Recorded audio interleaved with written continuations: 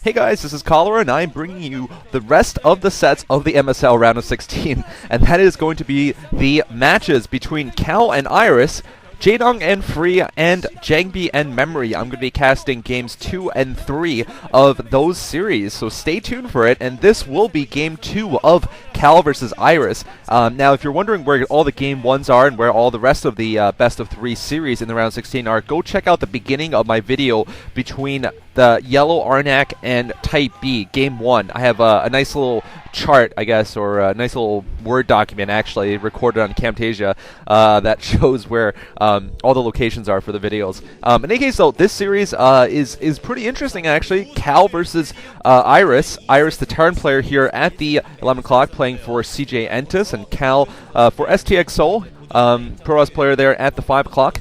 The first game was actually quite close. It was on Moletrap's account. It was a single cast that Moletrap did, but unfortunately he watched the rest of the series before casting it, so he didn't want to do this anymore, which I understand completely. But it was a very close game on Medusa, where Cal really just had a very, very good Reaver harass, whereas Iris actually broke the temples into the back of Cal's base and managed to stream a lot of vultures there. There were some amazing mines which took out lots of workers, and it was just a very, very close game, but at the end, Cal managed to break the front of Iris's base, and Cal managed to hold his expansion enough to gain the advantage to do that, so he managed to take this game. And here we're on Destination. Destination is a rather Terran-favored map, I think. Unlike Trapung Ryung, which is pretty equal, I'd say, between Protoss and Terran, I think this one is definitely more Terran-biased. You have those bridges leading from your natural expansion to the center, and then the center of the map there is a bridge, a set of bridges again. And bridges generally favor Terran a lot, because Terran, if they are holding a bridge, it is very, very difficult for the Protoss to attack them. They really have to find a flank. They can't just cross the bridge single file with speedlots or dragoons. It's just not going to work. And it looks like Iris is going to wall himself in here. He's probably going to need, he's going to need 2 supply depots in the barracks, but he can do that.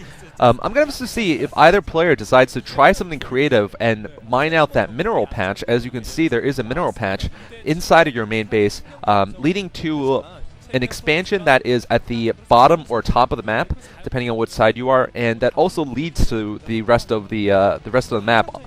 Basically, I don't think anybody takes that expansion really early on. However, you know, if you mine it out, you can actually have a great avenue of attack right into your opponent's main. So we'll see if either player decides to do that, but really it's a sneaky move, and usually it's only done right in the beginning, or, you know, basically afterwards. These players being so good will definitely keep a unit there to make sure no one's mining that thing out. It takes about a minute to actually mine that patch. It's a strange patch, which you don't actually need to... you don't actually need to have something to... You don't need more than one worker, basically. One worker mining it will be able to take it out, but it does take a long time for that to happen. Anyway, both players going for a standard opening here, it seems. Cal is going to get that cybernetics core. It's not spinning just yet, so maybe he's thinking about getting some hidden tech. He does have that pylon at the upper right of his base, so maybe he'll decide to put something there. I don't think Iris has scouted that pylon yet. Of course, Iris probably knows there is a hidden pylon somewhere, and looks like he will scout that pylon right now, actually. So Iris catching the pylon, really not much here that Cal can do until he kills off that scouting SCV, and then he can really choose his tech plan, or possibly go for a fast expand. Cal, meanwhile, cannot get into Iris's base, so Iris has a small advantage here.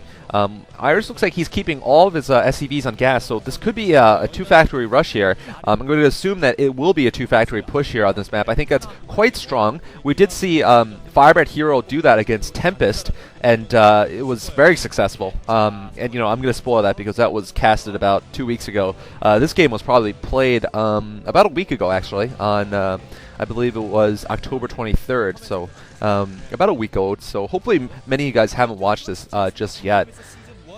We're actually seeing, I don't actually see a second factory yet for Iris, so perhaps he's going to save up for a starport. That is a possibility, and go for some kind of vulture drop or something.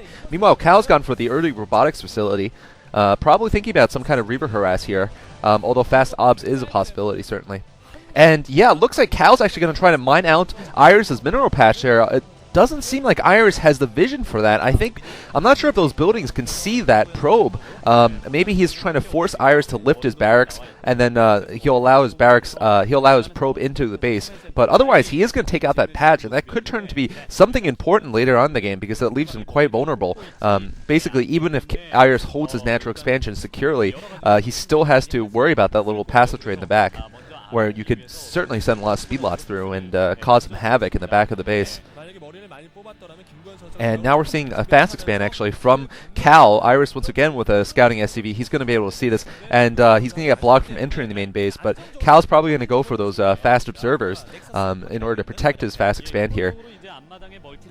And we're going to see right away, no, it's a robotic support base, so actually it is going to be Reavers. And by the way, I stand corrected, it is robotic support bay, not robotic support, as I was thinking. And it looks like it was actually just a siege fast expand here. I guess he kept the SCVs on gas just to get those extra gas to get the siege mode.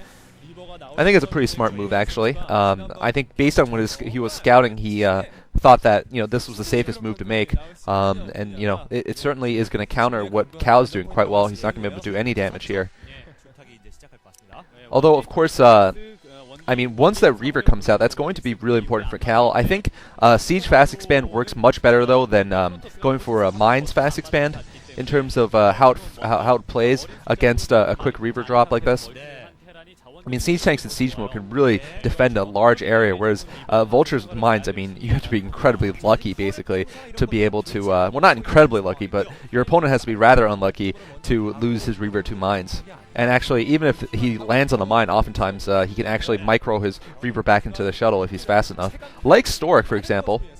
By the way, this game is being casted on Saturday afternoon, so the Incrute OSL Finals have already been casted by yours truly and Moletrap from SC2G.com, and also Knights of Knee. But if you guys want to watch it saved, I don't know if it's going to go up on YouTube or not, because right now it is a Mogulus file. Thank you, by the way, for all the people who watched. There were, at one point, 1,015 people watching the OSL Finals live. It was just a fantastically successful cast. I think that's something like 20 times the number of viewers we've ever had at a live cast, because before it was so much more difficult. Anyway, though, back to this game, we're seeing the shuttle now entering Iris's base, but Iris is actually quite well prepared. And this is a problem here, because Cal went for the fast expand before the Reavers. His Reavers just got there a little bit too slow to do any damage, I think. We're seeing the Dragoon being dropped here, actually. That's a smart move. It's going to absorb a hit here, and he might be able to take out that one tank, but there's another tank behind it, so he might be able to land a Reaver for 1 or 2 more hits, and that's pretty much it, unless he wants to lose that Reaver, of course. And it doesn't even look like he's going to be able to do that, actually. There's 2 tanks there, and 2 tanks can kill a Reaver pretty quickly. Not in 2 hits, but in 3 hits. And it looks like the Reaver is down to just 1 hit, so Cal's going to be forced to retreat after doing almost no damage. Actually, doing no damage whatsoever. So I'd say Iris definitely has the lead here. He expanded at the same time as Cal did, and Cal now trying to secure a second expansion there at the right side